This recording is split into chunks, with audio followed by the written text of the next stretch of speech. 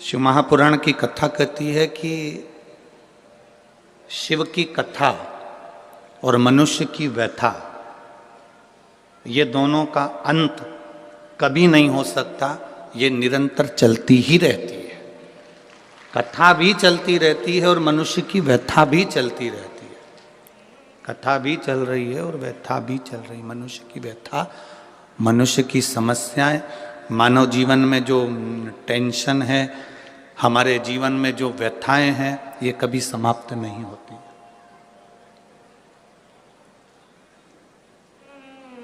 दुनिया के कई लोग ऐसे हैं जो व्यथा को समाप्त करने के लिए कई बाबाओं के चक्कर में पड़ जाते हैं।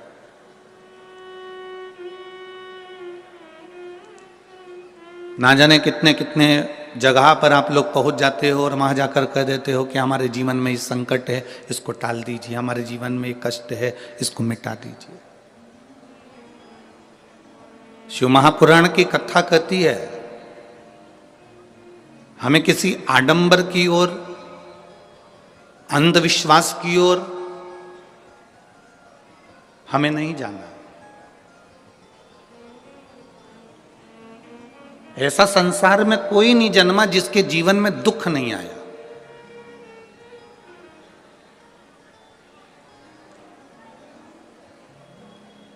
मट्टी का जो घड़ा बनकर रखा हुआ है, वो मट्टी का घड़ा अग्नि में तपता है तभी तो उसमें पानी रुकता है। अगर मट्टी के घड़े को अग्नि में नहीं तपाया जाएगा, मट्टी के घड़े को अगर अग्नि में नहीं तपाएंगे तो उसमें पानी नहीं भर सकते। वो घड़े में पानी डालोगे तो घड़ा टूट जाएगा। घड़े में अगर पानी भरना है, मट्टी के घड़े में अगर जल भरना है तो घड़े को तपना पड़ेगा। घड़ा तपेगा तब उसमें पानी भराएगा। और अगर वो घड़ा तपा नहीं है, ऐसे कैसे ही रखा हुआ है, बस मट्टी का तुमने घड़ा बना लिया, उसको अग्नि में नहीं तपाया, तो उसमें पानी की बूंद पड़ेगी, पानी पड़ेगा और वो गलकर नीचे गिर जाएगा। घड़ा तपता है तब उसमें पानी ठहरता है। दुख जब जिंदगी में आता है तो ये हमको तपाता है। क्यों तपाता है? क्योंकि दुख हमको जो दिया जाता है वो हमें तपाने का काम करता है। और जब हम अच्छे से तप जाते हैं, उसके बाद में जो सुख आता है तो हमारे इस मन में, बुद्धि में, चित्त में वो सुख टिक पाता है। नहीं तो अगर हम कच्चे घड़े होते तो सुख भी बिखर कर गिर जाता।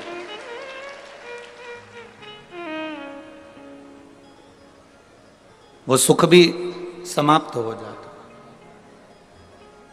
क्या राम जी की जिंदगी में दुख नहीं आया? क्या भगवान कृष्ण के जीवन में दुख नहीं आया?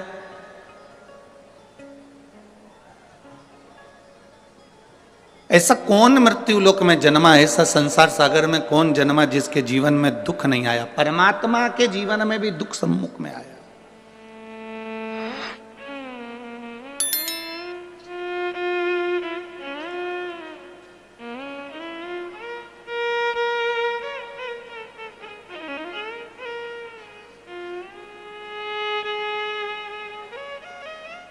एक बात हमने बहुत पहले कथा में कही थी, आपके स्मरण में अगर होगा, जितने लोग टीवी पर कथा सुनते होंगे उनके स्मरण में होगा।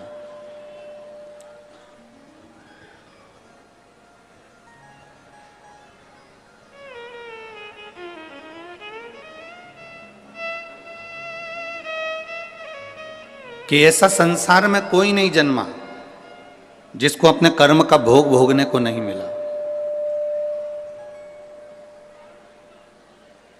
जो मृत्यु लोक में जन्मा है उसे अपने कर्म का भोग भोगना ही पड़ता है। बस अंतर इतना है कि सबका पेपर, जैसे परीक्षा हॉल में एग्जाम देते समय सबका पेपर, सबका जो पत्र है, पेपर है, वो अलग अलग होता है, उसी तरह हमारी जिंदगी में भी सबके एग्जाम देने का पत्र, पेपर अलग अलग होता है।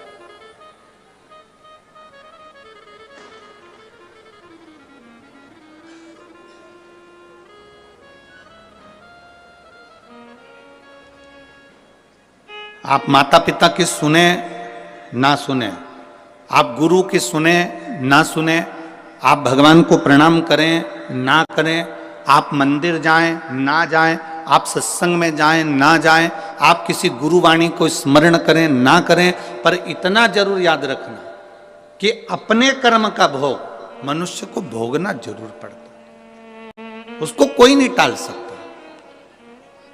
अब कोई कह दे कि गुरुजी हमारे जीवन में ये संकट है, हमारे जीवन में ये दुख है और हम बड़े दुखी हैं, तो तुम एक बात का स्मरण करिए, कई लोग तुम्हारे दुख के चक्कर में तुम्हारा फायदा उठाने का प्रयास करेंगे।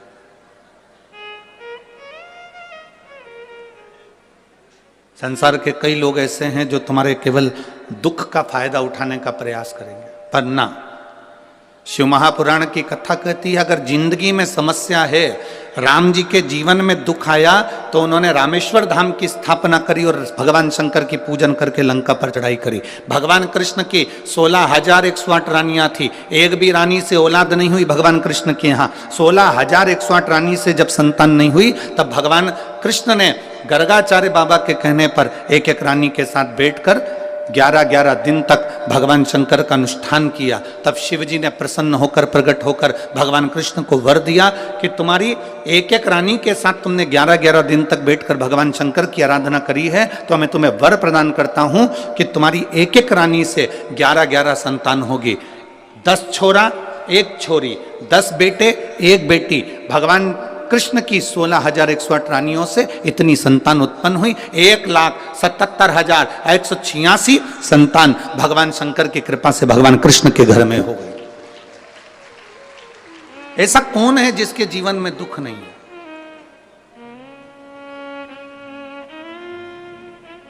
ऐसा कौन है जिसके जीवन में कभी तकलीफ नहीं आई? आती है, कष्ट आता है, रोग आता है, बीमारी आती है, दुख आता है, पर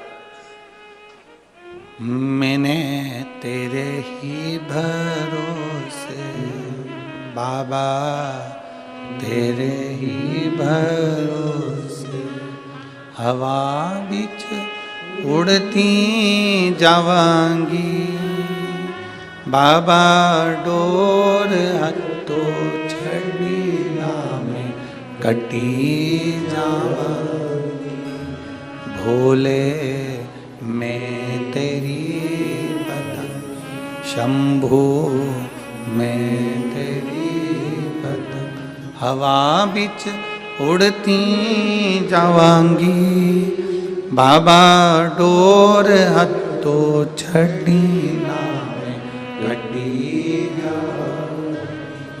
सबके जीवन में दुख है, सबके जीवन में तकलीफ है, पर जिसने शिव को साध लिया, भगवान राम जी ने शंकर भगवान की आराधना करी, शिव जी की पूजन करी, उनको साध लिया, गला पकड़ रहा है।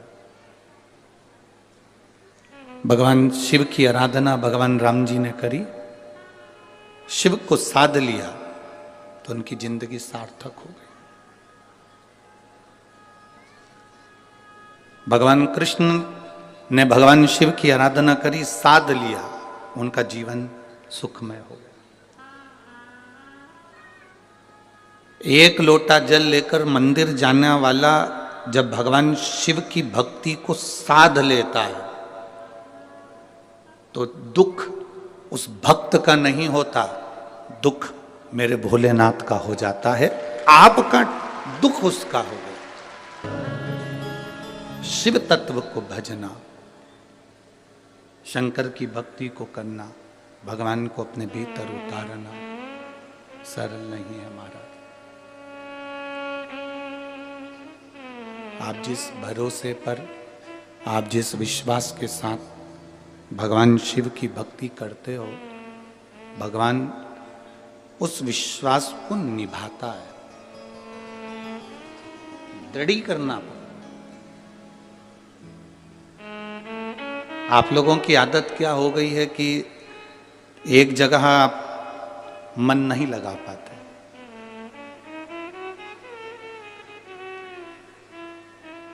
एक गुरुजी ने 2 चेले को भेजा कि मुझे प्यास लगी है, पानी लेकर आ और कुआं खोद के लाना।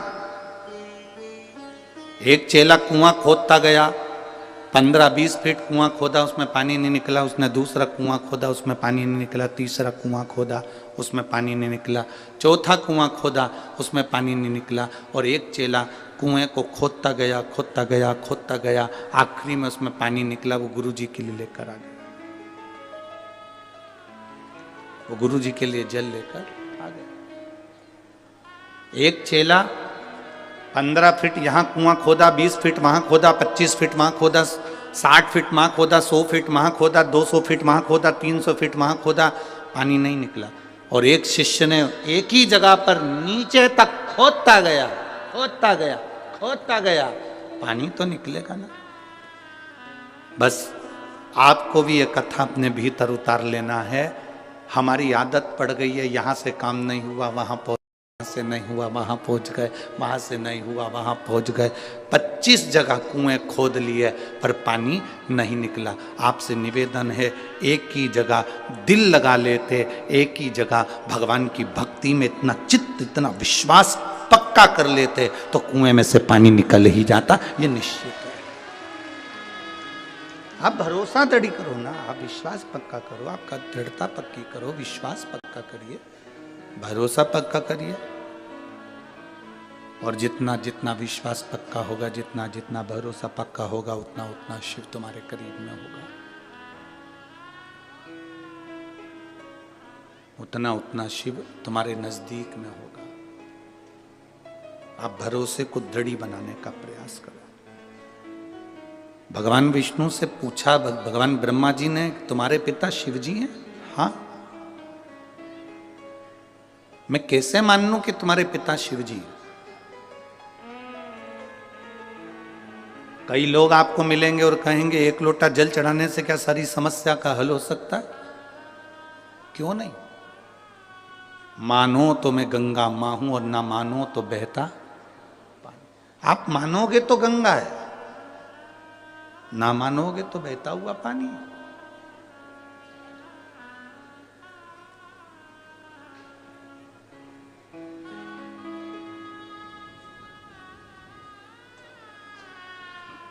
ये आपके ऊपर निर्भर करता है कि आप परमात्मा को कैसे रिझा रहे हो।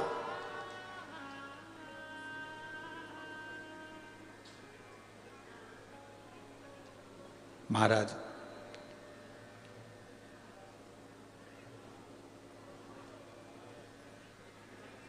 क्या शिव तुम्हारे पिता हैं? हाँ। स्वयं शिव आके कह सकते हैं कि मैं इनका पिता हूं? क्यों नहीं? एक अग्नि का एक पर्वत को ब्रह्मा और विष्णु ने घुमाना प्रारंभ करा।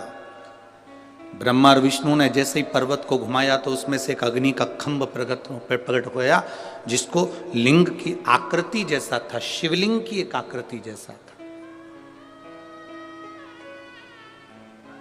और वो लिंग की आकृति जैसा एक खंभ प्रकट हुआ और उसमें से आकाशवाणी हो गई, ब्रह्मा विष्णु मैं नारायण तुम्हारा पिता और ब्रह्मा मैं तुम्हारा दादा। ब्रह्मा जी मानने को ही तैयार नहीं कि ये पिताजी है। हाँ,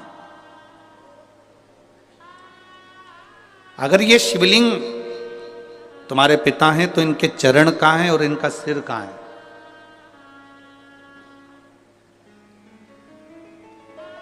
जिस शिवालय में आप जल चढ़ाने के लिए जाते हो, जिस शंकर जी के मंदिर में आप जल चढ़ाने के लिए जाते हो, उस शंकर जी के शिवलिंग में कोई तुमसे पूछे कि इसका चरण कहां है, इसका सिर कहां है, तो आप बता नहीं सकते, क्योंकि शिव महापुराण की कथा कहती है कि एक एक कण कण में, एक एक कण कण के अंदर मेरा शंकर का वासा है। तुम्हारी मर्जी पड़े जहां से तुम उसको प्रणाम कर लो, वो वहीं से प्रकट होकर तुमको दर्शन दे देता है। उसको उसका स्थान नहीं ढूंढा जाता कि आगे कहां पीछे कहां।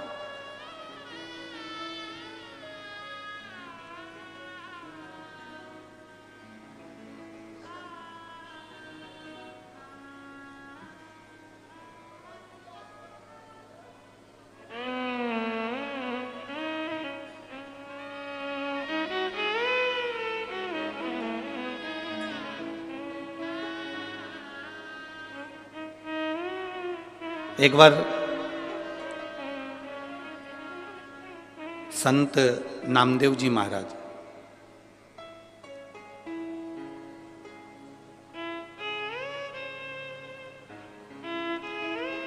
ये पंजाब की पवित्र भूमि पर आ गए।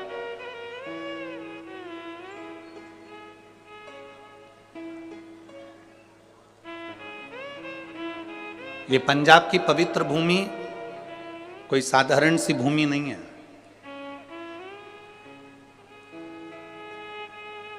शंकर भगवान को अगर प्राप्त करना है, बद्रीनाथ हो, केदारनाथ हो, कैलाश पर्वत हो, श्री खंडेश्वर महादेव हो, केदारेश्वर महादेव हो, भगवान शिव की प्राप्ति अगर करना हो तो ये पंजाब की भूमि कोई साधारण भूमि नहीं है, संतों की पवित्र भूमि है और यहां से शंकर की यात्रा प्रारंभ होती है। यहां से शिव की प्राप्ति का केंद्र बिंदु है ये पंजाब की धरा।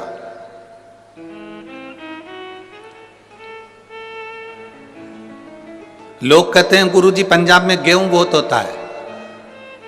हम कहते हैं पंजाब में गेहूं से ज्यादा संत बहुत होते हैं। अगर ढूंढने निकलो तो संतों की प्रागट्यता ज्यादा है।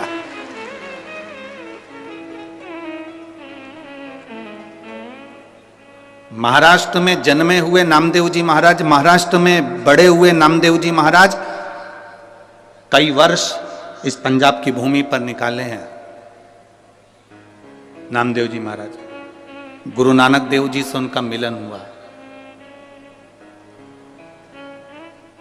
और गुरु नानक देव जी से जब मिलन हुआ तो नामदेव जी उस समय पर गुरु मंत्र नहीं लिए हुए थे। नामदेव जी का उस समय पर गुरु मंत्र नहीं हुआ था। अब गुरु नानक देव जी से उनका मिलना हुआ और गुरु नानक देव जी तो हम कहते हैं कि जो संत होता है ना, जो गुरु होता है ना, जो साधु होता है, वो शिव का एक रूप होता है। हम कहते हैं गुरु नानक देव जी भी शंकर का एक स्वरूप, शिव का एक रूप। बैठे हुए थे अड़भंग आनंद से। शिव ने करा क्या है? भगवान शंकर ने दुनिया से कुछ नहीं लिया, दुनिया के लोगों को दिया। आज भी गुरु नानक देव को मानने वाले जितने सिख समाज के लोग हैं, जितने सिख धर्म के लोग हैं, ये दुनिया से लेना नहीं जानते, ये दुनिया को देना जानते हैं। आज भी आप किसी भी गुरुद्वारे में चले जाओ, वहां लंगर चलता मिलेगा। आप किसी भी गुरुद्वारे के दरवाजे पर पहुंच जाओ, आपको वहां विश्राम मिल जाएगा। आप किसी भी गुरुद्वारे के सम्मुख में पहुंच जाओ, वहां आपको भरपेट भोजन मिल जाएगा। वहां यह नहीं पूछा जाता कि आप ब्राह्मण हो कि क्षत्रिय हो कि वैश्य हो कि शूद्र हो। वहां तो गुरु के दरवाजे पर आ गए, मतलब गुरु के आप बनकर आए हो, मतलब गुरु के हो आप। वहां यह नहीं पूछा जाएगा कि आप ब्राह्मण हो कि क्षत्रिय हो कि वैश्य हो कि शूद्र हो।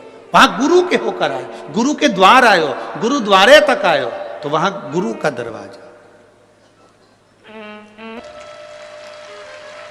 देखिए, सारी सूचना, हम तो बाहर निकलते नहीं हैं और आपको भी मालूम होगा 3-4 दिन हम किसी से मिलते नहीं हैं। हमारे ये यजमान परिवार से भी पूछना, जिस कमरे में हम हैं उस कमरे में हमारा भजन है, हमारे भोलेनाथ की सेवा, ठाकुर जी की सेवा, अपना पाठ, पूजन, स्मरण।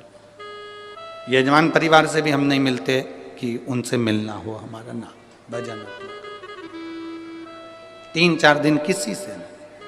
पर जब जजमान, जितने लोग यहाँ आते हैं कथा सुनने वाले, इनके रिश्तेदार, जब यहाँ के फोटो, वीडियो और अन्य बातें लिखकर सीहोर भेजते हैं ऑफिस में, तो वहाँ मालूम पड़ता है। फिर वहाँ से सूचना आशीष जी के पास आती है। फिर आशीष हमको बताते हैं कि गुरुजी, इस भटिंडा के जहाँ कथा स्थल है, इसके आसपास में जितनी होटलें बनी हुई है, उन होटलों में भी होटल के मालिकों ने अपनी अपनी होटलें खोल दी और मात्र 100-200 रुपए में रहो भी, खाओ भी, सो भी, स्नान भी करो, गर्म पानी भी दे रहे हो और व्यवस्था भी दे रहे हो। इतने मैं भटिंडा पंजाब के एक एक भक्तों को, शिव भक्तों को बहुत बहुत साधुवाद देता हूं कि आपकी भक्ति बड़ी विचित्र है, बड़ी भक्ति विचित्र। ये प्रेरणा है संपूर्ण विश्व के लिए, ये प्रेरणा है संपूर्ण भारतवासियों के लिए। कमाने के लिए जिंदगी पड़ी है, पूरे जीवन सुबह 9 बजे से लेकर रात्रि को 10 बजे तक अपनी दुकान पर बैठकर कमाओगे, आखिरी में अपनी पत्नी और बच्चों को देकर जाओगे और इतना बड़ा फोटो दीवार पे टंगा जाएगा और उसमें होएगा जाएगा कुछ नहीं, केवल स्माइल देते मिलोगे और प्लास्टिक के फूल की माला तुम्हारे ऊपर टंगी होगी। पर जिसने शिव के भक्त इतने आए हैं और उनकी सेवा, भले तुमने हाथ जोड़कर एक अन्न का निवाला भी अगर किसी के मुख में दिया है तो समझ लेना कि 33 कोटि देवताओं का पेट भर दिया है, सारे संत साधु गुरुजन का पेट भर करो। डरना नहीं, भीड़ बहुत है।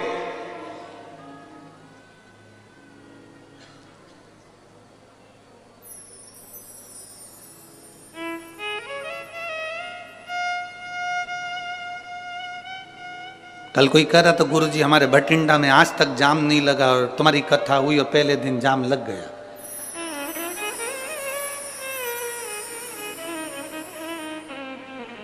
हमने कहा जाम क्लियर हुआ कि नहीं हुआ वो बताओ। हुआ, धीरे धीरे हुआ। क्लियर तो हो गया ना, हो गया। आराम से ना, बिल्कुल आराम से।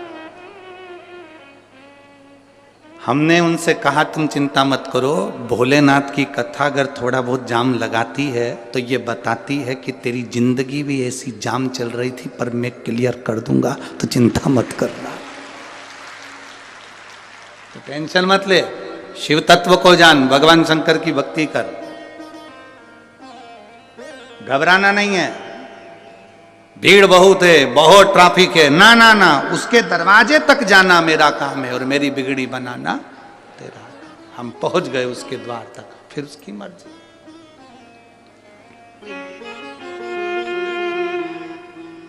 अब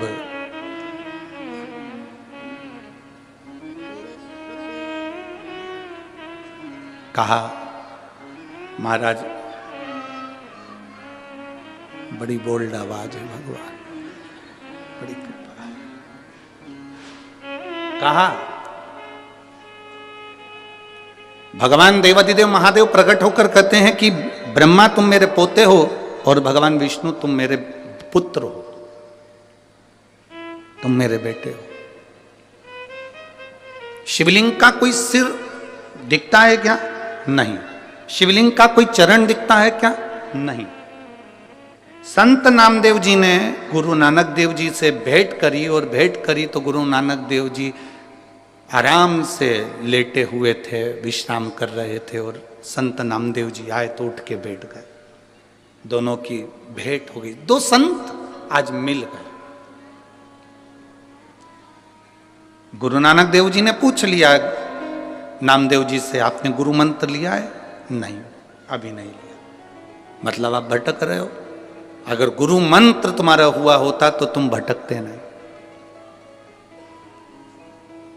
गुरु नानक देव जी ने विश्वा थिएटर जी के पास में नामदेव जी को भेज दिया।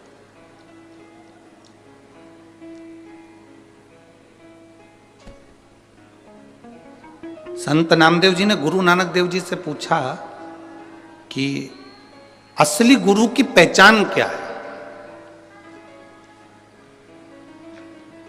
असली संत की पहचान क्या है?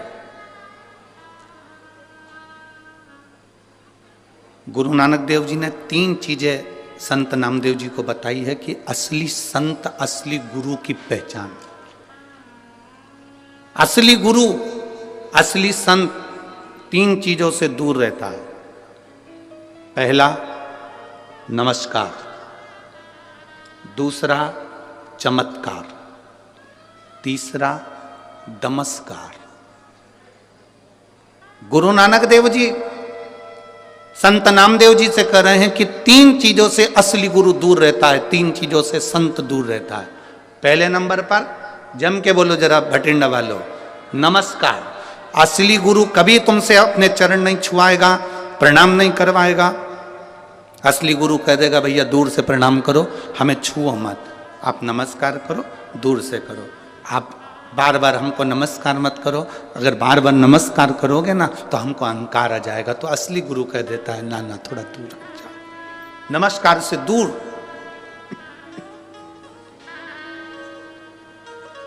संत गुरु नानक देव जी ने दूसरी बार में कहा, असली गुरु, असली संत चमत्कार से दूर होता है।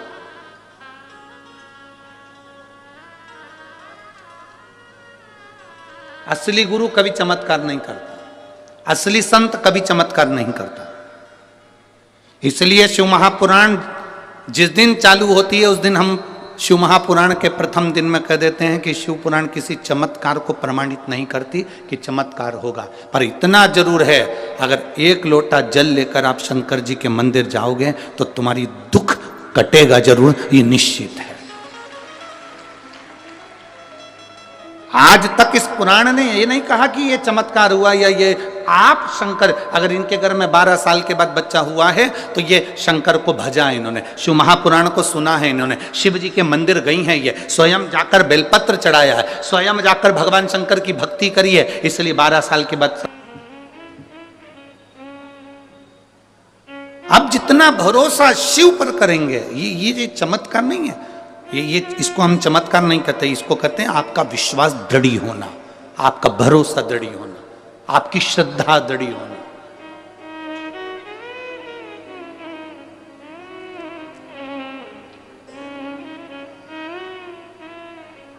महाराज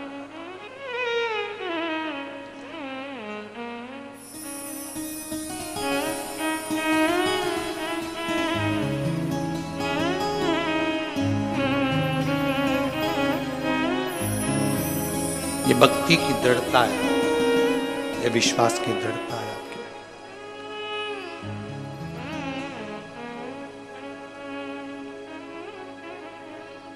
संत नामदेव जी से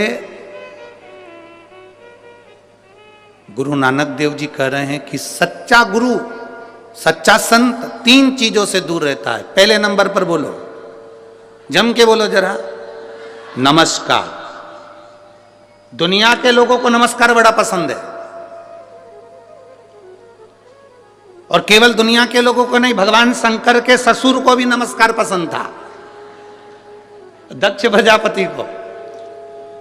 शंकर जी बैठे थे, भोले भाले बैठे थे, सभा लगी थी, दक्ष प्रजापति आए, शंकर जी नहीं देख पाए। कोई जरूरी है कि तुम्हारे सारे दामाद इंजीनियर और डॉक्टर हो? कोई कोई दामाद भोला भाला भी होता है, सरल सहज। एक व्यक्ति से डॉक्टर साहब ने कहा कि देखो तुम्हारे को शुगर बहुत है, शुगर की जांच करते रिया करो रोज हो।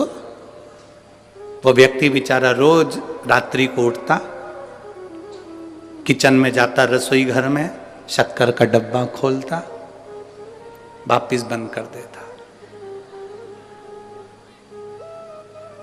एक दिन उसकी बीवी ने पूछा, तुम रात्रि को कहां चले जाते हो उठ उठ के? कहां गए थे? ये बार बार किचन में क्यों जाते हो, रसोई घर में, और शक्कर का डब्बा खोल के जाते हो? क्या देखते हो वहां जाके? डॉक्टर ने कहा था शुगर चेक करते रिया करो, इसलिए मैं चेक करता हूं। क्या चेक करते हो? है कि नहीं है? पत्नी ने माथा ठोका।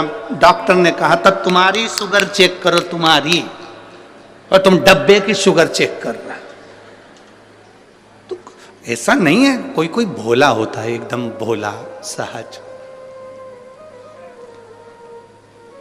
भोला भोला व्यक्ति। एक बहुत भोला व्यक्ति था, अपनी पत्नी के साथ गार्डन में घूम रहा था। गार्डन में घूमते घूमते सामने से कुत्ता आ गया। पति घबरा गया, मेरी पत्नी को काट खाएगा, ये कुत्ता मुझे काट खाए चल जाए पर मेरी पत्नी को नहीं काटने दूंगा। पति ने सोचा अगर पत्नी को काट गया तो इसको इंजेक्शन लगेंगे, बच्चों का टिफिन कौन बनाएगा, स्कूल कौन भेजेगा, तैयारी कौन करेगा, मेरे टिफिन कौन बनाएगा, सास ससुर की सेवा कौन करेगा। इसलिए पति ने सोचा कि कुत्ता मुझे खा जाए चल जाएगा। कुत्ता और आगे आया, पति घबरा के थोड़ा सा पीछे हटा तो पत्नी भी पीछे हटी। कुत्ता और लपक के आया, पति को आ गया गुस्सा, उसने पत्नी का हाथ पकड़ा, उसको गोदी में उठा लिया। जैसे ही गोदी में उठाया कुत्ता भाग गया। कुत्ता भाग, पत्नी पत्नी को नीचे उतार दिया। पत्नी गुस्से में लाल हो गई। ऐसा मूर्ख पति मैंने जिंदगी में कभी नहीं देखा। दुनिया के लोग कुत्ते को भगाने के लिए पत्थर उठाते, तुमने मुझे उठा लिया। अब पति कैसे समझाए कि मैंने तुझे इसलिए उठाया था कि कुत्ता मेरे पांव को खजाए, पर मैं तुझे नहीं खाने दूंगा। पर जिसकी किस्मत में भाटा लिखा हो वो क्या करेगा। भोला, बहुत भोला। अब कोई जरूरी नहीं कि तुम्हारे सारे दामाद इंजीनियर हैं, डॉक्टर हैं, कलेक्टर हैं तो सभी एक जैसे। ना ना ना, शंकर भगवान अडमस्त होकर बैठे हुए थे। दक्ष प्रजापति आए, सबने उठकर प्रणाम करा। शंकर जी उठ ही नहीं पाए, वो तो अलमस्त बैठे हुए थे, अलमस्त। दक्ष प्रजापति को नमस्कार बड़ा पसंद था, इन्होंने नहीं करा, गुस्सा आ गया। दक्ष प्रजापति को क्रोध आया और क्रोध आते से दक्ष प्रजापति ने श्राप दे दिया भगवान शंकर को। ए शिव, मैं तुझे श्राप देता हूं, तो मेरी बेटी का पति होकर, मेरा दामाद होकर तूने मुझे प्रणाम नहीं करा। मैं तुझे श्राप देता हूं, तू शमशान में निवास करेगा।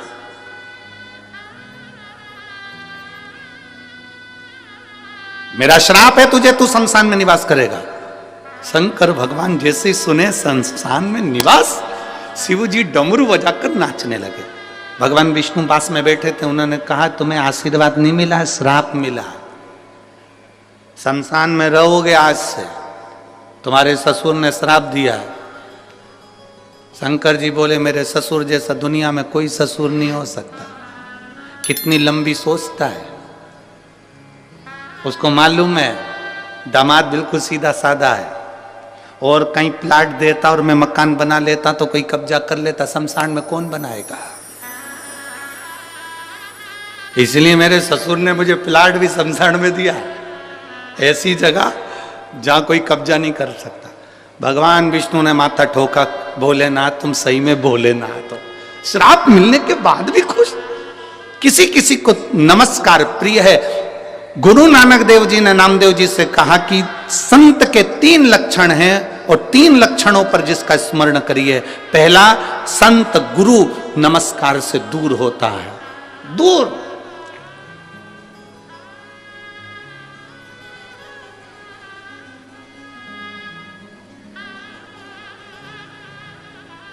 दूसरे नंबर का गुरु को, पहले नंबर का नमस्कार, दूसरे नंबर का जम जम के बोलो जरा, जम के, चमत्कार। असली गुरु, असली संत कोई चमत्कार नहीं करता, उसे चमत्कार से बहुत दूर। और तीसरे नंबर का है असली संत, असली गुरु, नमस्कार। कौन ने कितना रुपया दिया, कितना गया, कितना आया, उसे कोई मतलब नहीं है। उसको तो बस हरि भगवान का नाम लेना है, भगवत भजन करना है, स्मरण करना है, भगवान की भक्ति करना है, उसे कोई मतलब।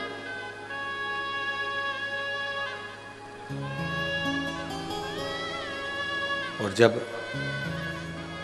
भगवान की अविरल भक्ति,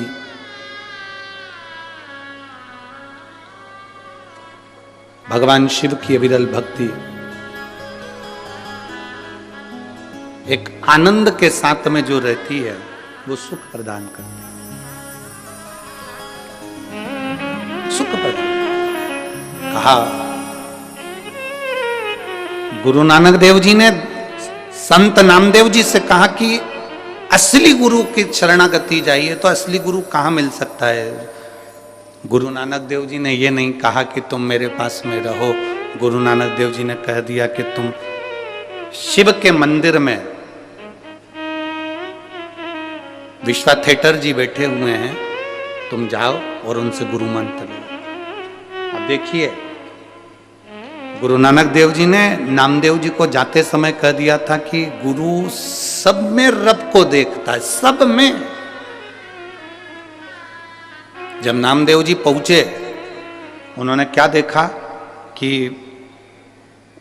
जिनके पास में गुरु नानक देव जी ने भेजा था, वो तो जहां शंकर जी का शिवलिंग था सामने, उधर पांव कर कर सो रहे थे। नामदेव जी ने हाथ जोड़कर बोला, गुरुदेव तुम में बुद्धि नहीं है क्या? सामने शंकर का शिवलिंग और तुम पांव लंबा करके सो रहा है। गुरुजी ने नामदेव जी से कहा, एक काम करो, मेरा पांव उठाओ, जहां पर शंकर जी नहीं है वहां रख दो। मेरा पांव उठाओ, जहां शिव नहीं वहां रख दो। गुरु नानक देव जी ने कहकर भेजा था कि तुझ में, मुझ में, सब में रब समाया है। गुरु नानक देव जी ने कहकर भेजा था नामदेव जी को। नामदेव जी समझ नहीं पाए थे। मेरे पांव को उठाओ, जहां शिव नहीं वहां पर मेरा पांव रख दिया जाए। चरण उठाकर नामदेव जी महाराज जहां पर विश्वाथेटर जी का पांव रखते थे वहां पर शंकर का शिवलिंग सामने नजर आने लगता था। गुरु नानक देव जी उसी जगह पर सामने प्रकट होकर कहते हैं, नामदेव जी हर एक चप्पे चप्पे में रब समाया है, सब में उसी को देखो, वो सब उसी की माया है, सब उसी की माया।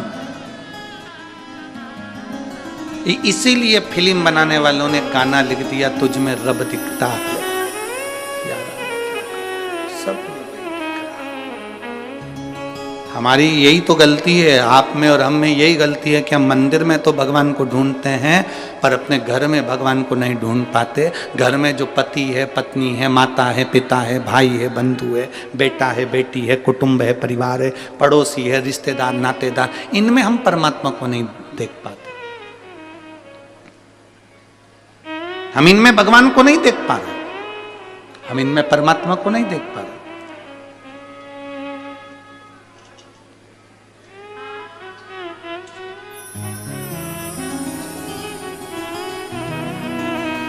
हम दूसरी जगह देख रहे हैं। जैसे एक बार यमराज पृथ्वी पर आ गए और एक लड़के को लेने के लिए यमराज आए। उसका अंतिम समय चल रहा था, उसकी अंतिम सांस थी, अंतिम क्षण था, आज उसकी फाइल समाप्त होना थी और यमराज ने आते सी कह दिया।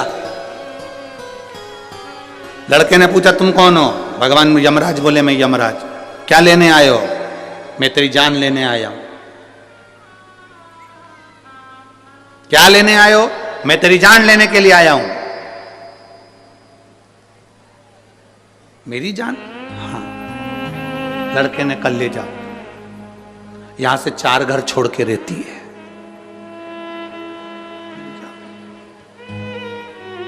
यमराज बोला, मैं तेरे प्राण लेने आया हूं। प्राण मेरे? हाँ। 4 दिन से मेरे प्राण वही खा रही, ले जा।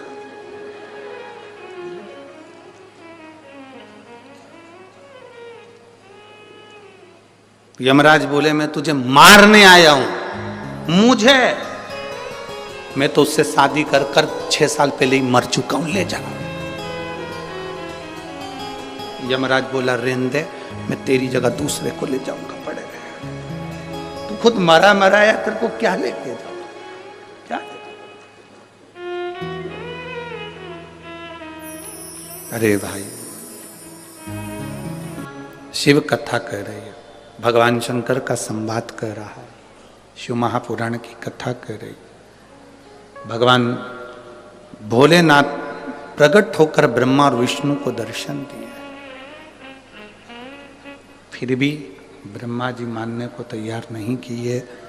भगवान नारायण के पिता हैं, फिर भी नहीं मान रहे।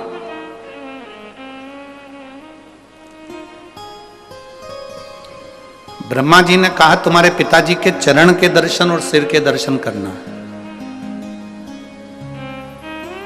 भगवान विष्णु ने कहा, मैं जानता हूं कि मेरे पिता के चरण और सिर का दर्शन करके करोगे क्या?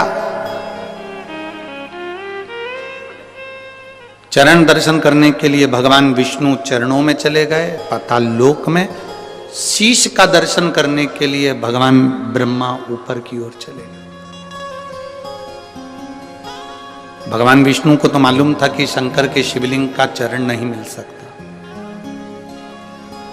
बहुत सारे भ्रम फैलाने वाले दुनिया में लोग मिलेंगे, तुमसे कहेंगे शंकर जी कहाँ से प्रकट हुए, उनका मुख कहाँ है, शिवलिंग का चरण कहाँ है, शिवलिंग की पूजन का क्या महत्व है, शंकर की पूजन का क्या फल है। हंसते हैं लोग। आग लगे बस्ती में, अपन रहो मस्ती में। भोलेनाथ दया करना, मैं तेरे। बैठिए, बैठ जाओ। भरोसे, उसके भरोसे हम जिए। सारी समस्या का हल एक लोटा जल। शिव चमत्कार नहीं करते, आपका विश्वास, आपका भरोसा, आपकी दृढ़ता स्वयं चमत्कार करती है। और मेरी जीजियों, भटिंडा के मेरे जीजाओं, मेरी जीजियों, मेरी बेटियों, मेरे बेटाओं, मेरे भाई, मेरी बहनों, दिल से कथा सुनोगे ना, ठंड भले पड़ रही है, घर जाने की आपको भले जल्दी होती होगी, अंधेरा भी जल्दी हो जाता होगा, पर थोड़ा समय जरूर लग जाए। दिल से 7 दिन की कथा सुनना, तुम्हारी जिंदगी में कभी अंधेरा नहीं होगा, प्रकाश ही प्रकाश है। इस मां की एक लाइन बड़ी विचित्र उसने लिखी है।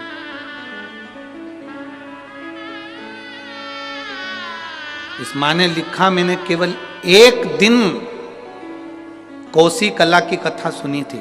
इस मां ने लिखा है, कोसी कला मथुरा में केवल 1 दिन की कथा सुनी थी, और लिखती है कि कथा पंडाल में सुनने का फल क्या है, कोई मुझसे पूछ ले, मेरे बेटे की जिंदगी वापस दे।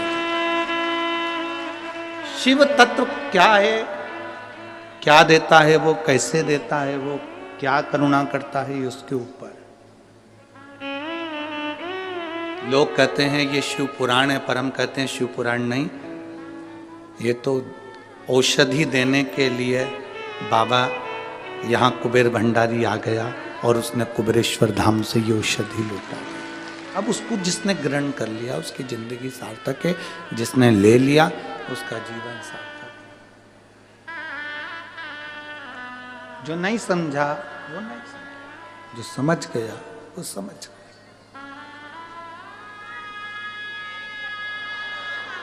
बोल बम का नारा है,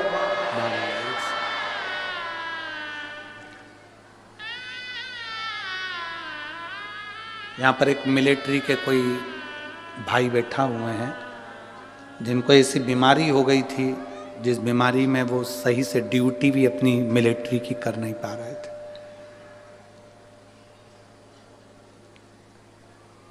बैठना तो मुश्किल, खड़े रहना भी मुश्किल था।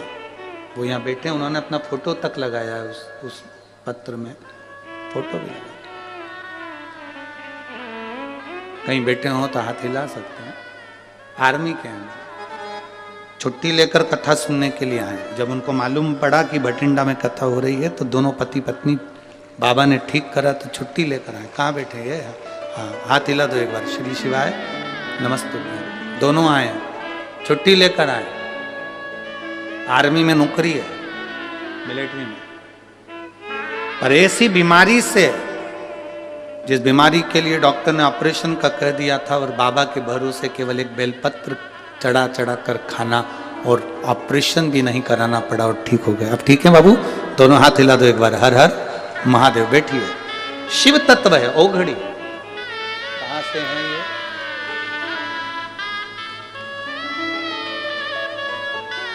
मेरा नाम रणवीर सिंह है, मेरा फोन नंबर ये है। गांव चिड़ाना, सोनीपत, हरियाणा से आया हूं मैं। 1 लोटा जल का बाबा की बड़ी कृपा है। बैठिए बाबू, बैठिए। शिव तत्व इसी को कहते हैं, शंकर इसी को कहते हैं।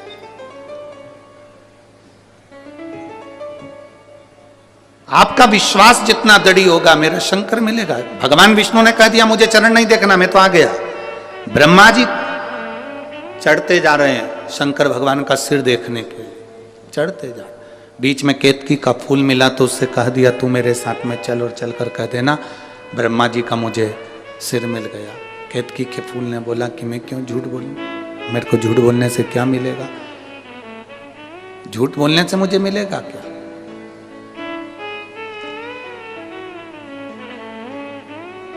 कहा सारे देवताओं पर चढ़ाऊंगा, सुगंधित बनाकर रखूंगा। केतकी का फूल चल दिया। सामने से गौ माता मिली, गौ माता ने कह दिया, गौ माता से कहा आप हमारे साथ चलो और भगवान विष्णु के सामने चलकर कह देना कि ब्रह्मा जी को सिर मिल गया, शिवलिंग का सिर मिल गया। गाय बोली मैं क्यों झूठ बोलूं? गौ माता जब बोली कि मैं क्यों झूठ बोलूं, ब्रह्मा जी ने कहा घर की सबसे पहली रोटी तेरे को दिलवाऊंगा, चल तू झूठ बोल। जब भगवान शंकर के शिवलिंग के सामने ब्रह्मा जी आए और उन्होंने कहा कि शंकर जी का सिर मिल गया, नारायण आपको शंकर भगवान के चरण मिले क्या शिवलिंग के? नारायण ने मना कर दिया, मुझे चरण नहीं मिले शिवलिंग के, मुझे शिवलिंग के चरण नहीं मिले। सत्य बोलने में संकोच मत करो।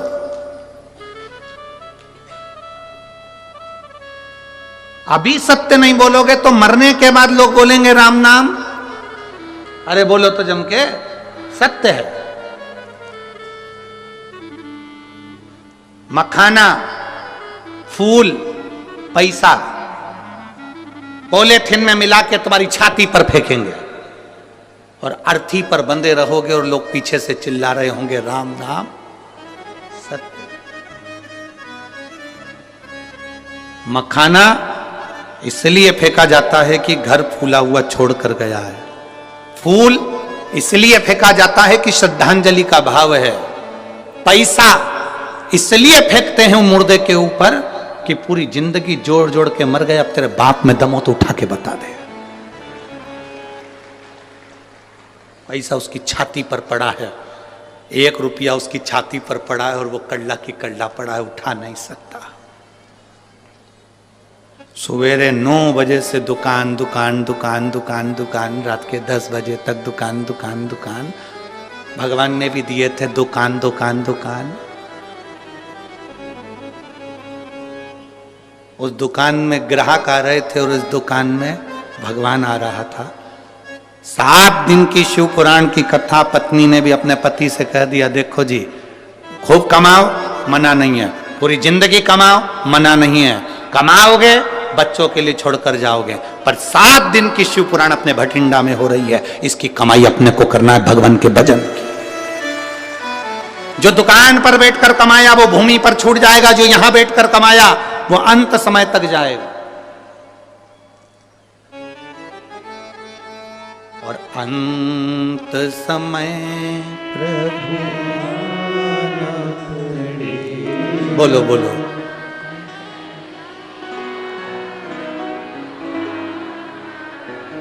गले में ठंड तो नहीं लग रही है? हाँ ठीक है। अंत समय प्रभु आना पड़ेगा, वचन दिया तो निभा, आए ना आए प्रभु कुटुंब, अंत समय प्रभु आना, वचन दिया तो निभाना पड़ेगा। अंत समय में वही आएगा, अंतिम घड़ी में वही आएगा, कोई दूसरा नहीं आएगा।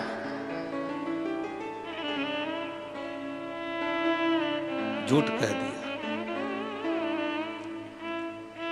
झूठ। ब्रह्मा जी कहते हैं कि मैंने भगवान शंकर के शिवलिंग का सिर देखा है। भगवान नारायण से पूछा आपने चरण देखा है क्या? भगवान नारायण ने कहा मुझे चरण नहीं मिला, शिवलिंग का चरण कहां मिलेगा, मैंने नहीं देखा। एक बार सत्य बोला, शंकर भगवान के शिवलिंग में से आकाशवाणी हो गई, है विष्णु, है नारायण, तुमने सत्य बोला, आज से पृथ्वी पर तुम सत्य नारायण भगवान बनकर पूजाओगे, तुम्हारी पूजन होगी सत्य नारायण के रूप।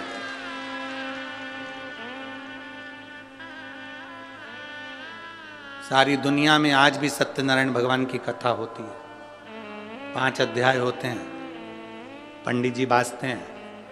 पंडित जी आपसे हमेशा कहते हैं ब्राह्मण ने सत्यनारायण जी की कथा सुनी, कथा कराई, बोलो सही है कि गलत है? लक्कड़हारे ने कथा सुनी, कथा कराई, बोलो सही है कि गलत है?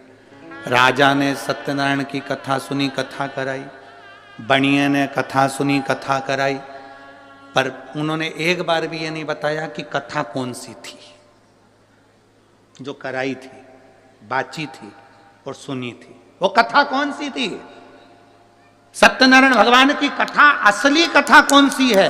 ये तो 5 अध्याय में ये कहा गया कि उन्होंने सत्यनारायण जी की कथा करी और उन्होंने सुनी। सुनी तो कौन सी सुनी? लक्कड़हारे ने कथा सुनी, कौन सी सुनी? बनिए ने कथा सुनी, कौन सी सुनी? 5 अध्याय में केवल कथा सुनी ये बताया गया, पूजन करी ये बताया गया, पर कथा कौन सी थी? स्कंद पुराण में वर्णन किया गया कि सत्यनारायण की कथा ये है कि शंकर भगवान के शिवलिंग के चरण भगवान विष्णु को नहीं मिले थे और उन्होंने सत्य कह दिया था। तब भगवान शंकर प्रकट होकर उनको कह दिए थे, आज से तुम सत्यनारायण के रूप में पूजाओगे और तुम्हारी पूजन होगी, तुम सत्यनारायण बन जाओगे। ये सत्य है।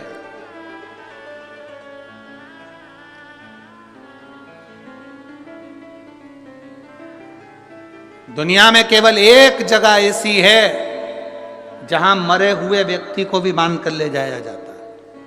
कहां? बोलो बोलो, जम के बोलो। शमशान।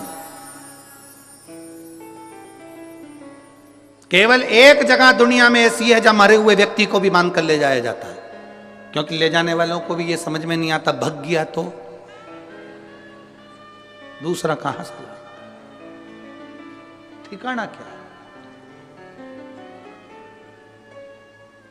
चिंता है, होता है कभी कभी। नगर निगम वाले, नगर पालिका वाले एक गांव में सर्वे करने के लिए आए। वहां पर एक सुहागवती बेचारी एक महिला रहती थी, वो कभी अपने पति का नाम नहीं लेती थी। आज पति नहीं था घर में और वो सर्वे वाले आ गए। उन्होंने पूछा, तुम्हारा नाम क्या है? मैं बिमला। अच्छा। बेटे का नाम? कमल। अच्छा। बेटी का नाम? रानो। ठीक है। पति का नाम? पति का नाम बोलो। इतने में वो बोली कि मैं अपने पति का नाम नहीं लेती। अच्छा, तो हम दूसरी बार सर्वे करने नहीं आएंगे, तुम्हें पति का नाम जल्दी बोल दो तो हम लिख लें। मैं नहीं बोलूंगी, तुम्हें वापिस आना पड़ेगा, हम नहीं आएंगे। फिर नाम छूट गया, बाद में मत कहना कि हमको कोई फैसिलिटी नहीं मिल रही, हमें कोई साधन नहीं मिल रहा। नहीं नहीं, तो फिर पति का नाम बताओ। मैं तुमको 2-3 तरह से समझाऊंगी, तुम समझ जाओगे। सिर पे पल्लू लेके बोली, मेरे पति का नाम। तुम 3 गंजी और 3 गंजी कितनी हो गई?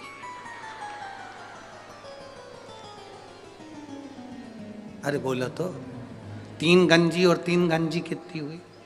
6 गंजी। बस मेरे पति का नाम यही है। सर्वे वाले, 6 गंजी। हाँ, 6 गंजी। 3 गंजी और 3 गंजी, 6। सर्वे वालों ने कहा, धन्यवाद देवी, चरण का है तुम्हारे, धन्यवाद। समझ में?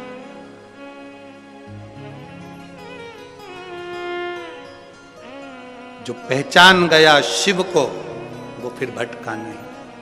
ब्रह्मा जी ने कहा कि मैंने भगवान शंकर का शीश देखा है। आकाशवाणी हो गई, ब्रह्मा झूठ बोल रहे हैं। ना मानो तो केतकी के फूल से पूछ लो, केतकी का फूल ने झूठ कह दिया। आकाशवाणी हुई और आकाशवाणी होकर भगवान शंकर ने कह दिया, केतकी के फूल, केतकी के पुष्प, तू मेरे सामने झूठ बोल रहा है, मैं तुझे श्राप देता हूं। एक केतकी, सारे देवताओं पर तू चढ़ेगी। केतकी का पुष्प सारे देवताओं पर चढ़ेगा, पर शंकर पर कभी नहीं चढ़ेगा। एक केतकी का फूल भी अगर शिव पर चढ़ गया तो 1000 गौ हत्या के बराबर दोष लग जाएगा। केतकी ने कहा, मेरी मत मानो तो गौ माता से पूछ लो। गाय से ब्रह्मा जी ने पूछवाया, क्या बताओ, ब्रह्मा जी को क्या शंकर जी का शीश नहीं मिला? गौ माता ने कहा, ब्रह्मा जी को शंकर भगवान का शीश मिल गया। आकाशवाणी फिर हुई और कहा, गौ माता तू झूठ बोल रही है, तू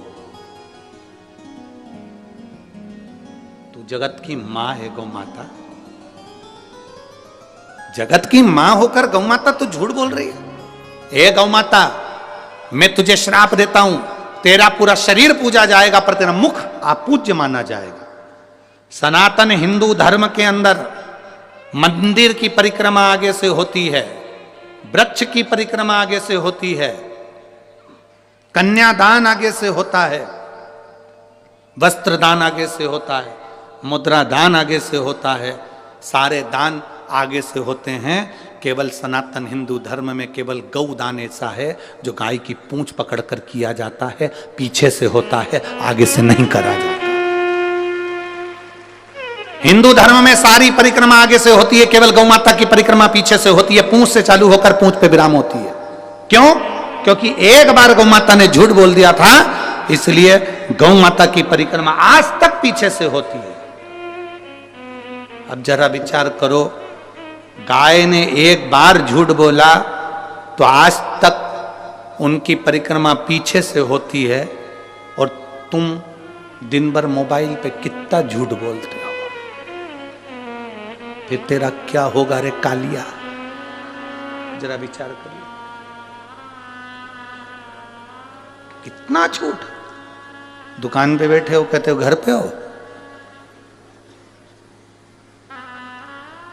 दोस्तों के साथ बैठे हो, क्या कि मैं अभी आई रहा हूं, रास्ते में ही हूं, बिल्कुल रास्ते में। कितना झूठ।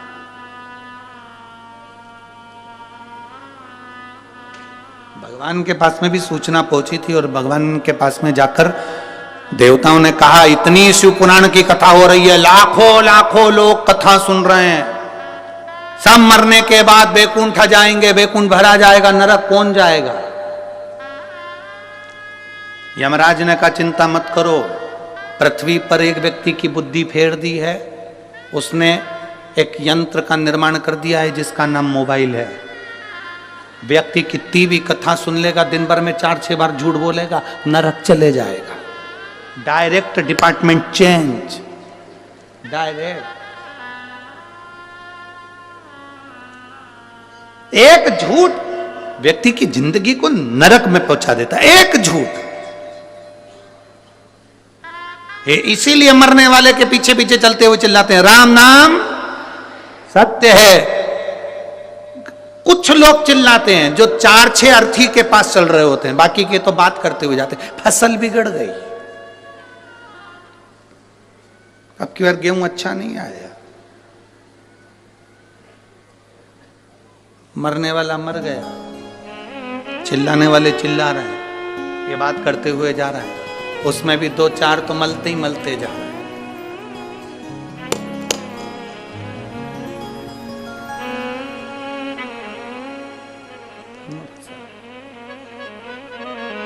शमशान में मुर्दा जल रहा है,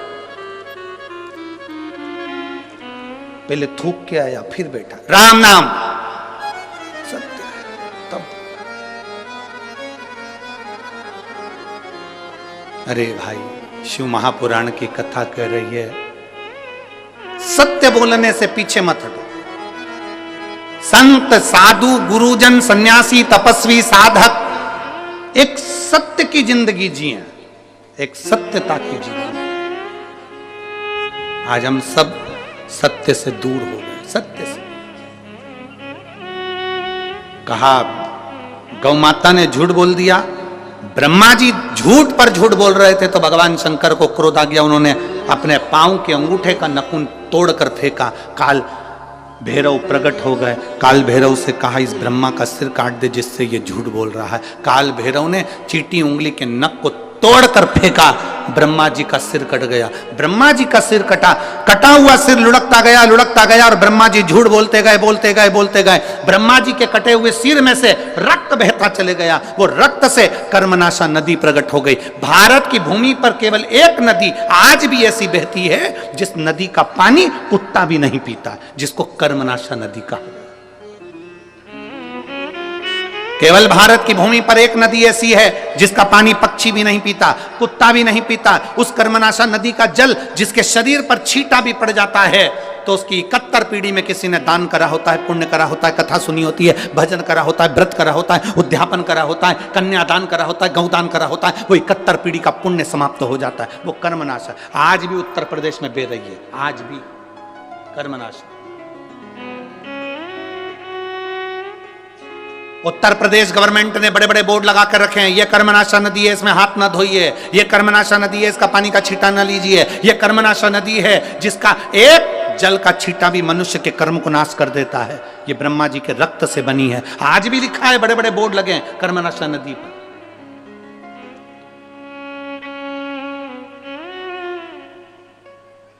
कई किलोमीटर दूर तक वो नदी बहती है, दोनों पाटों पर कोई नहीं रहता। आज भी कर्मनाशा, झूठ बोला है। भगवान विष्णु ने देखा कि ब्रह्मा जी का सिर कट गया, झूठ बोल रहे हैं ब्रह्मा जी अभी भी कटे हुए सिर से भी। भगवान विष्णु ने शंकर जी से क्षमा मांगी, इनको माफ कर दीजिए। कहां जाएंगे ये, इनका कटा हुआ सिर कहां जाएगा, आप कृपा करिए। आप भोले हैं, आप शिव हैं, आप त्रिकालदर्शी, आप कैलाशी, आप शंकर हैं, करुणा करिए, दया करिए। भगवान शिव ने कहा, सुनो नारायण, आपके कहने पर मैं ब्रह्मा जी के कटे हुए सिर को वर देता हूं, यह बड़ का वृक्ष बन जाएगा, वट वृक्ष बन जाएगा। इस वट वृक्ष के नीचे मैं स्वयं विराजमान होऊंगा और मेरा नाम बटकेश्वर महादेव कहलाएगा। मैं स्वयं बैठूंगा बटकेश्वर महादेव के रूप में विराजित।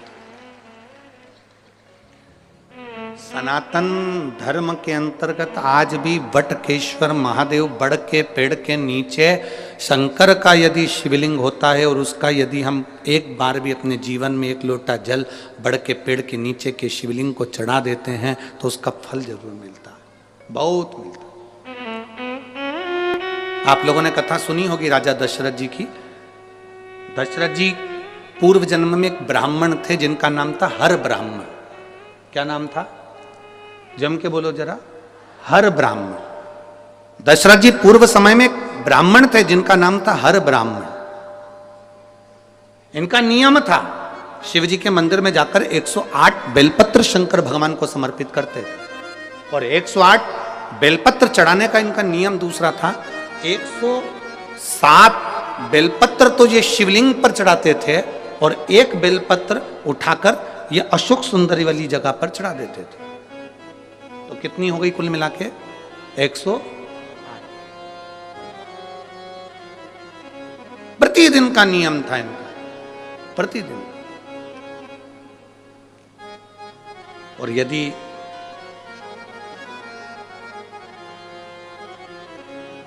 आपने जिंदगी में एक नियम कोई सा भी लिया है उसका फल मिला, जो एक पत्र आया,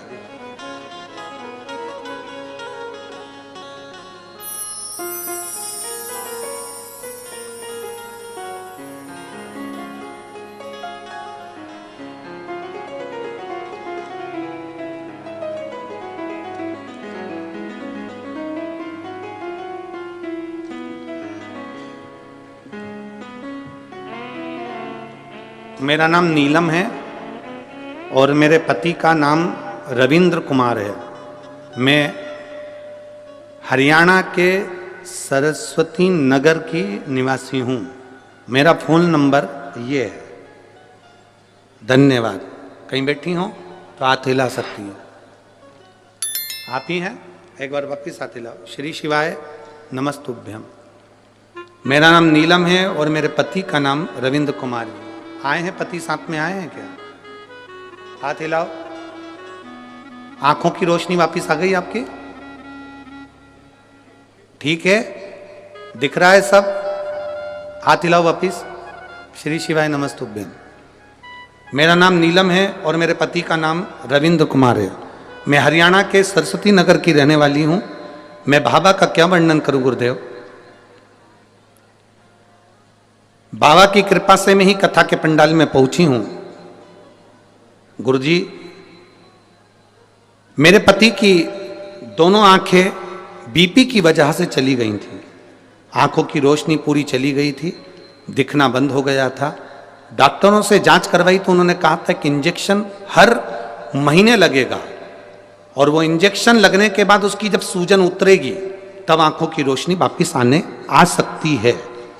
पक्का नहीं कहा था उन्होंने कि इनकी रोशनी वापिस आ जाएगी, पर इंजेक्शन लगेगा तो रोशनी आ सकती है सूजन कम होने पर। इतना धन हमारे पास में नहीं गुरुदेव, हर महीने इंजेक्शन लगवाएं, और आंखों की रोशनी के लिए हम कहां से धन लाएं। ऑपरेशन करने का बोला, जब इंजेक्शन लगेगा आंख की रोशनी कम हो जाएगी, कुछ महीने तक लगातार इंजेक्शन लगकर आंख की रोशनी लाने के लिए सूजन जब कम होगी, कम होने के बाद में इनका ऑपरेशन होगा, और ऑपरेशन करने के बाद इनकी रोशनी वापिस आ सकती है। कई जगह दिखाया, सभी यही बोल रहे थे डॉक्टरों कि इनके एक इंजेक्शन लगेगा, सूजन उतरेगी, फिर ऑपरेशन होगा, इसके बाद में रोशनी आएगी। बाबा ऑपरेशन के लिए पैसा कहां से लाते, इतना धन नहीं था। तब हरिद्वार की कथा पंडाल में बैठकर श्रवण करिए, और आपने उस समय पर रात्रि के 9:15 वाला एक उपाय बताया था, जिसमें शंकर जी की पूजन करना थी। वो पूजन करना प्रारंभ करा, उसका जल इनकी आंखों पर लगाना प्रारंभ करा। हम लोग सीहोर गए, वहां से रुद्राक्ष लेकर आए, उसको तांबे के कलश में गलाकर शिव जी को चढ़ाकर वो पानी इनको पिलाना प्रारंभ करा। गुरुदेव हम दूसरी बार फिर डॉक्टर के पास इनको लेकर गए, और डॉक्टर से कहा कि हमारे पास में इतना पैसा नहीं है, कोई दवाई हो तो दे दो। डॉक्टर ने कहा कोई दवाई नहीं, इंजेक्शन से ही काम होगा, और इंजेक्शन महंगा था गुरुदेव। हम वापिस आ गए, धीरे धीरे रुद्राक्ष का जल उनकी आंखों में लगाते, आचमन कराते, और शिवजी पे चढ़ी हुई बेलपत्र देना प्रारंभ करा।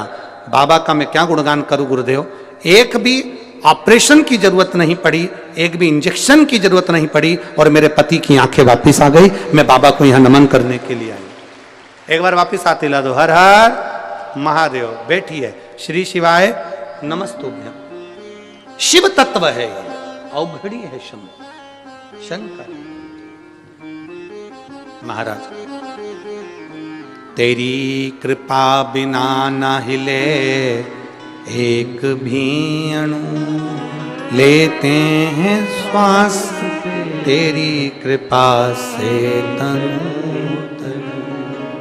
हे गंगाधार मुक्ति द्वार ओंकार तू, भोले ओंकार तू।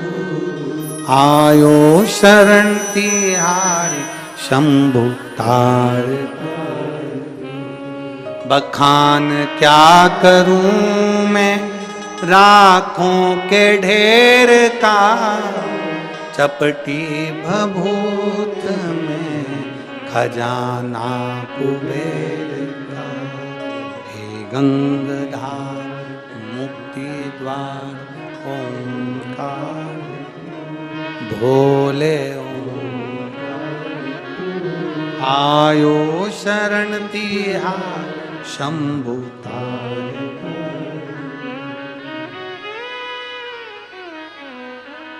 जो शिव की चौखट तक गया है उसने हाथ पकड़ा।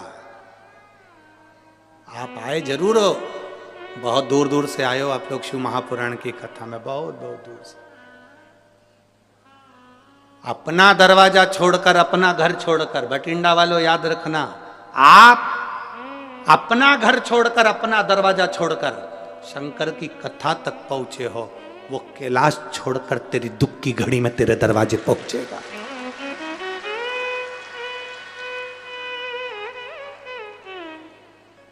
आप अपने घर के दरवाजों को छोड़कर आए हो। श्रीमद् भागवत में भी भगवान कृष्ण रुक्मणी जी से कहते हैं, रुक्मणी जी से जाकर कह दो ब्राह्मण देवता रुक्मणी श्रृंगार करके जगदम्बा के मंदिर पहुंच जाए, मैं उसे लेने पहुंच जाऊंगा। भगवान कृष्ण ने रुक्मणी जी से कहा कि जगदम्बा के मंदिर तक पहुंच, मैं तुझे लेने आऊंगा। यहाँ शिव महापुराण की कथा कहती है, आप शिव पुराण की कथा तक पहुंचो। तुम उसको 3 घंटा कथा का दे रहे हो।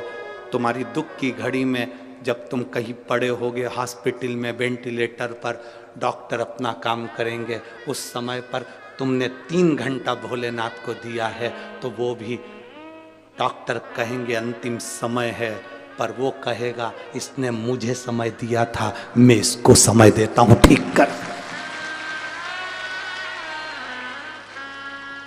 मैं इसको समय देता हूं, ठीक कर। हम परमात्मा को समय दे रहे हैं, वो हमको समय देगा। शिव जी को चाहिए क्या? शंकर भगवान को तुम्हारा अंबर नहीं, पीतांबर नहीं, धन नहीं, दौलत नहीं, कोई सत्ता वैभव नहीं। शंकर भगवान को तुम्हारा वैभव नहीं चाहिए। शिव जी को एक लोटा जल हो तो चढ़ाओ, नहीं तो बेलपत्र हो तो चढ़ाओ, नहीं तो 3 बार ताली बजा तो बजा सको तो बजाओ। आखिर शिव मंदिर में 3 बार ताली क्यों बजाई जाती है? ताली का इतना महत्व क्यों है? क्यों ताली बजाई जाती है? उसका महत्व क्यों है? शिव मंदिर में भगवान भोलेनाथ भी जब पार्वती जी को कथा सुनाए तो ताली का नाद और डमरू का नाद करा था। हम कोई वाद्य यंत्र नहीं, रोग की मुक्ति के लिए ताली का नाद होता है। किसी डॉक्टर जी से जाकर पूछना, कभी कोई किन्नर डॉक्टर के पास इलाज करवाने पहुंचा कि आज तक? किसी डॉक्टर से पूछना, किसी प्रदेश में, किसी देश में, किसी गांव में कोई किन्नर डॉक्टर के पास कभी इलाज करवाने गया? सर्दी हो गई, जुकाम हो गया, पेट दुख गया, कंधा दुख गया, हाथ दुख गए, पांव दुख गए, कभी कोई किन्नर गया? नहीं, क्योंकि उनकी एक दवा है, जो हाथ की जो ताली बजाते हैं उससे सारे रोगों की मुक्ति हो जाती है। ताली का नाद। केवल शिव की कथा, शंकर भगवान के मंदिर में 3 बार ताली का महत्व है। शिव के मंदिर में जब हम 3 बार ताली बजाते हैं, हमारे ताप, हमारे दुख, हमारे कष्ट सब मिट जाते हैं। शिव कह रहे हैं अगर ताली भी नहीं बजा सकते तो मंदिर के शिखर का दर्शन, शिखर दर्शनम सर्व पाप नाशनम, शिखर का दर्शन ही कर लिया तो सुख मिल जाता है। स्वयं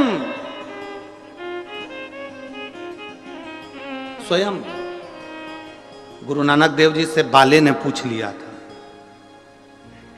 गुरु नानक देव जी से बाले ने पूछा था कि ये जितने शिखर होते हैं, इनके शिखर का दर्शन क्या देता है? तो कि ये दुखों का निवारण कर देता है। दुखों का। आप मंदिर में प्रवेश नहीं कर सकते, आप गुरुद्वारे के अंदर प्रवेश नहीं कर सकते, उसके शिखर का मात्र दर्शन हो जाता है तो हमें सुख का अनुभव हो जाता है। शिखर दर्शनम सर्व पाप नाशनम। फिर कहा, अगर मंदिर के शिखर का भी दर्शन नहीं कर सकते, एक लोटा पानी भी नहीं चढ़ा सकते, एक बेलपत्र भी नहीं चढ़ा सकते, तो मंदिर के सामने से निकल कर चले जाओ, उसकी दृष्टि में भी आ गए तो कल्याण हो जाएगा। बहुत है उतना, उसके सामने भी पहुंच गए तो हमारा कल्याण निश्चित है। दशरथ जी, हर ब्राह्मण 107 बेलपत्र शिवलिंग पर, 1 बेलपत्र अशोक सुंदरी पर 108।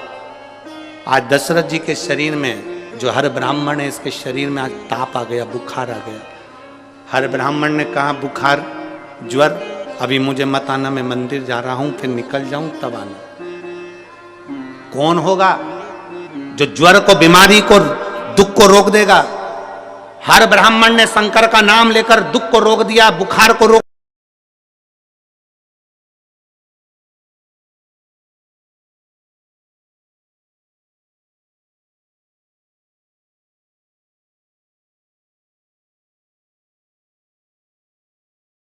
हर ब्राह्मण ने जैसे ही सुना स्त्री के रोने की आवाज तो चिल्लाकर पूछा, कौन है? दीवाल के पीछे कौन है? ये दीवाल के पीछे कौन है? कौन? स्त्री रोते रोते बोली, मैं एक प्रेत, एक राक्षस, एक असुर हूं। अपने पति को, माता पिता को, परिवारजन को अपशब्द कहती थी। जो जल शिवजी के मंदिर में जाता था, उस जल के पात्र को मैं झूठा करके पटक देती थी। इसलिए प्रेत योनि में पड़ गई हूं, मुझे मुक्त करिए। मुझे मुक्त? हाँ। हमने एक बात आप लोगों को पहले कथा में कही थी, आपके स्मरण में होगा। हमेशा कहते हैं 1 लोटा जल महादेव को चढ़ाओ। हमने कथाओं में कई बार कहा, कभी कभी 2 लोटा जल भी महादेव को चढ़ाओ। किस लिए? 1 लोटा जल तुम्हारे लिए और 1 लोटा जल जो बॉर्डर पर हमारे भारत के सैनिक खड़े हैं उनकी रक्षा के लिए। एक लोटा जल कभी उसके लिए भी समर्पित।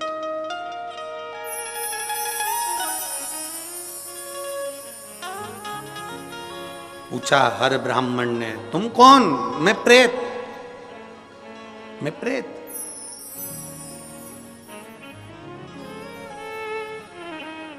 मेरी मुक्ति करिए। हर ब्राह्मण ने कहा, जो मैं शंकर भगवान को 108 बेलपत्र चढ़ाता हूं, उसमें से एक बेलपत्र का फल आज तुझे देता हूं। और एक बेलपत्र का जो फल दिया वो प्रेत योनि से छूट गई। हर ब्राह्मण के चरणों में पड़कर बोली, तुमने मुझे प्रेत योनि से मुक्त करा। शिव को 108 बेलपत्र रोज चढ़ाए हैं। तुम अगला जन्म तुम्हारा राजा दशरथ के रूप में होगा और तुम्हारे घर में स्वयं राम तुम्हारी गोद में खेलेंगे, स्वयं राम।